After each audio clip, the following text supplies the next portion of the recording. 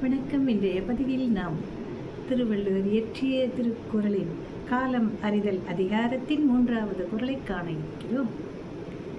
என்ன ஒரு செயலை செய்ய வேண்டும் என்றாலும் மிகச்சரியான நேரத்தோடு நாம் அதை செய்ய வேண்டும். அந்த நேரத்தோடு செய்யும்போது தான் அந்த செயல்கள் அனைத்துமே சிறப்பாக அமையும்.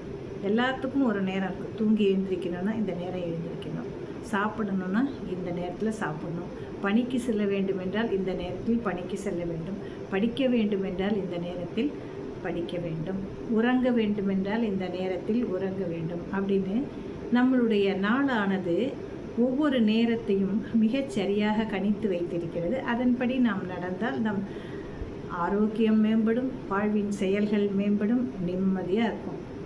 அதனால தான் அந்த காலத்துக்கு அவ்வளவு முக்கியத்துவம் கொடுக்கப்படுகிறது.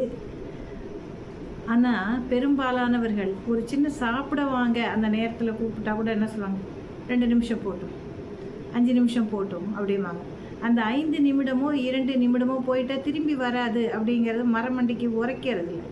அந்த நேரத்துக்குள்ளே சாப்பிட்டா தான் உணவு குழல் சரியான அளவில் சீரணத்தை செய்யும், அதனோட வேலையை அது செய்யும். நாம் இஷ்டத்துக்கு செஞ்சால் கஷ்டம் நமக்கு தானே தவிர நஷ்டம் யாருக்கும் கிடையாது, நம்ம ஒருத்தருக்கு மட்டுமே.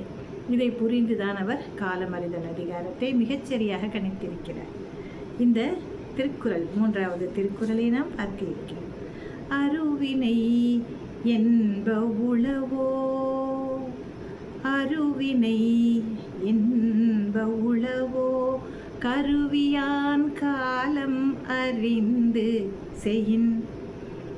அருவினை என்ப உளவோ, கருவியான் காலம் அறிந்து செயல். அருவினை என்றால் செய்ய முடியாது, சாதிக்கவே முடியாதுன்னு ஏதாவது ஒரு செயல் இருக்கா என்றால் கிடையாது. யாருக்கு கிடையாது? கருவியான் காலம் அறிந்து செய்யும். தகுந்த கருவிகளோடு, இங்கே கருவிகள் என்பது படையாக இருந்தால் படை சம்பந்தமானவை, அதுவே வேறு விஷயங்களாக இருந்தால் அந்த விஷயங்களுக்கு உரிய திறமைகளும் தந்திரங்களும் மிகச்சரியாக அறிந்து கொண்டு சரியான காலத்தை அறிந்து ஒருவன் செயல்பட்டால் அருவினை என்பது அவனுக்கு கிடையாது. அரிய செயல் என்பது எதுவுமே அவனுக்கு எல்லாமே டக்கு டக்குன்னு அழகாக முடிச்சிருவோம். என்னால் முடிக்க முடியாது அப்படிங்கிறது எதுவுமே இல்லை. அதனால்தான் அருவினை என்ப உளவோ, செய்ய முடியாதுன்னு ஏதாவது ஒரு விஷயம் இருக்கா அப்படின்னு கேட்குறார். எப்போ? கருவியான் காலம் அறிந்து செய்யும்.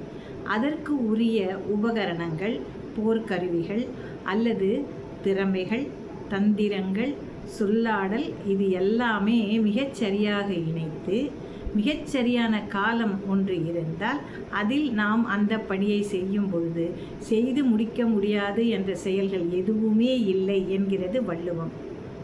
நன்றி. நாளை அடுத்த குறளில் நாம் மீண்டும் சந்திக்கலாம்.